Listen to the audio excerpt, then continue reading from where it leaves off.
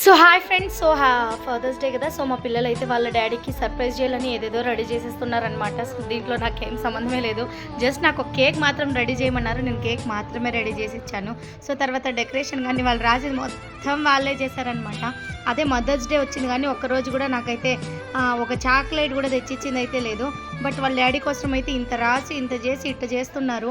ఎవరండి చెప్పింది అబ్బాయిలు వచ్చేసి అమ్మని ఎక్కువ ప్రేమిస్తారని? ఇక్కడ చూడండి, అమ్మని ఎక్కువ ప్రేమించకుండా వాళ్ళ అబ్బని ప్రేమిస్తున్నారు. ఏమన్నా ఇది న్యాయమా మీరు చెప్పండి?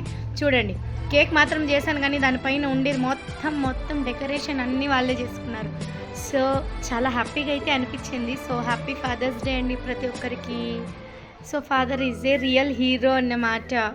ఏం హ్యాపీనో అక్కడ చూడండి, మూతుల్లో బల్బులు వెలిగిపోతున్నాయి అస్సలు. బాబా నన్నైతే మూలకైతే దోసేశారనమాట పట్టించుకోకుండా.